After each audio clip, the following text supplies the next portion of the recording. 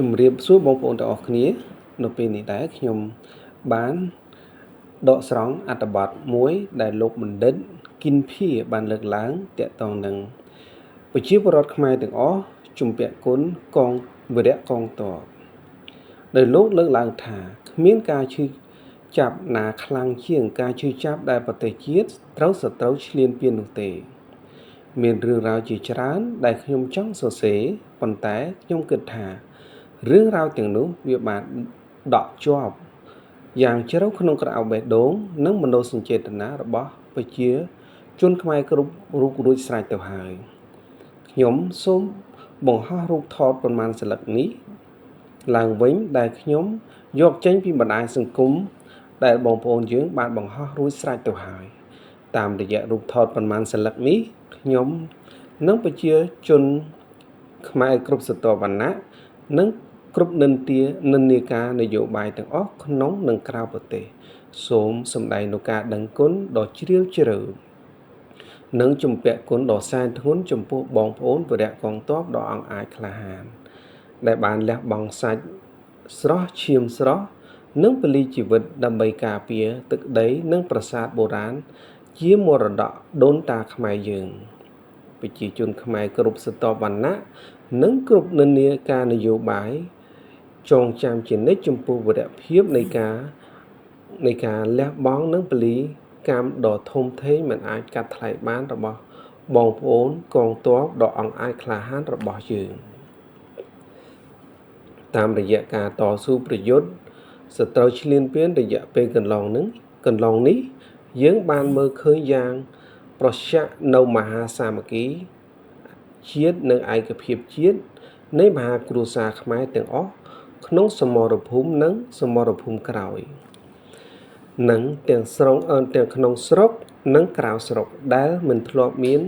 រាប់ជាប្រវត្តិសាស្ត្រមកហើយម្នាក់សុទ្ធតែមានការឈឺឆ្អាលចំពោះប្រទេសជាតិនិងការឈឺចាប់ចំពោះសត្រូវឈ្លានពានហើយបានប្រែប្រួលคล้ายការឈឺចាប់និងការឈឺចាប់ទាំងនោះទៅជាសកម្មភាពជាក់ស្ដែងតាមរយៈការគ្រប់គ្រងនិងស្មារតីសម្ភារៈថវិកាបញ្ញាញាណទៅតាមស្ថានភាពនិងលទ្ធភាពរៀងៗខ្លួនចំណែកបងប្អូនខ្មែរនៅឯនីសមុទ្របានចេញតវ៉ាប្រឆាំងអំពើឈ្លានពានរបស់សត្រូវស្ទើរពាសពេញពិភពលោកក្នុងស្មារតីខ្មែរតែមួយឈលលើស្មារតីមហាសាមគ្គីជាតិនិងឯករាជ្យភាពជាតិដែលយើងមាននាពេលនេះយើងត្រូវប្រែក្លាយមេរៀនសោកនាដកម្មនិងការឈឺចាប់បង្កឡើងដោយសត្រូវឈ្លានពានទៅជាការខិតខំប្រឹងប្រែងបន្ថែមក្នុងការពង្រឹងស្មារតីសាមគ្គីជាតិនិងឯកភាពជាតិយូរអង្វែងនឹងលក្ខណៈជាប្រព័ន្ធនិងខិតខំប្រឹងប្រែងពង្រឹងសមត្ថភាពជាតិយើងលើគ្រប់វិស័យទៅថ្ងៃអនាគតចំពោះមុខវិញ្ញាណក្ខន្ធនៃវីរៈកងទ័ពដ៏អង់អាចក្លាហានបានពលីជីវិតដើម្បីការពារទឹកដីដូនតាយើងត្រូវរួមគ្នាជាធ្លុងមួយជាមួយនឹងវីរៈកងទ័ពយើងនិងរាជរដ្ឋាភិបាលយើងដើម្បីបន្តរក្សាការពារអធិបតេយ្យជាតិនិងបូរណភាពទឹកដីយើងពីការឈ្លានពានរបស់សត្រូវគ្រប់ប្រភេទយើងមិនអាចឲ្យវីរៈកងទ័ពយើងស្លាប់ទៅទទេដោយគ្មានផលត្រឡប់នោះទេមួយទៀតលោកបណ្ឌិតគិនភាបានលើកឡើងជាកំណាព្យមួយដ៏មានខ្លឹមសារថាខ្មែររួមរស់ខ្លាំងអភិវឌ្ឍខ្មែររួមខ្មែររស់ខ្មែរមានកេរ្តិ៍ឈ្មោះល្បីពេញលោកាខ្មែរពូជអ្នកថ្កើងមានយសសក្តាគ្មានជាតិសាសនាអាចប្រមាថបានខ្មែររួមខ្មែរខ្លាំងខ្មែរមានកម្លាំងជ្រុងជាតិថ្កើង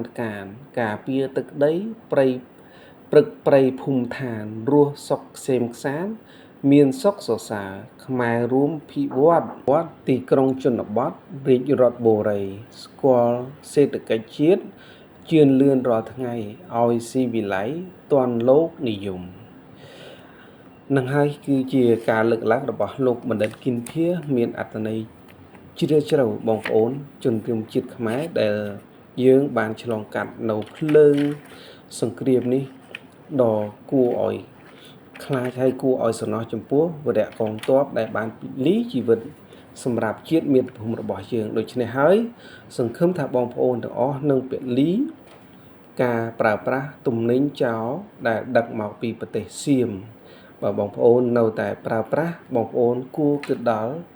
ការលះបង់ពលីជីវិតរបស់កងទ័ពរបស់ខ្មែរយើងតើគួរថាគាំទ្រនៅផលិតផលថៃទៀតឬក៏បញ្ឈប់សកម្មភាពគាំទ្រចាប់ពីពេលនេះទៅបងប្អូនហើយខ្ញុំបានមានតែប៉ុណ្្នឹងឯងសូមអរគុណសូមជម្រាបលាចុងក្រោយសូមបងប្អូនចុច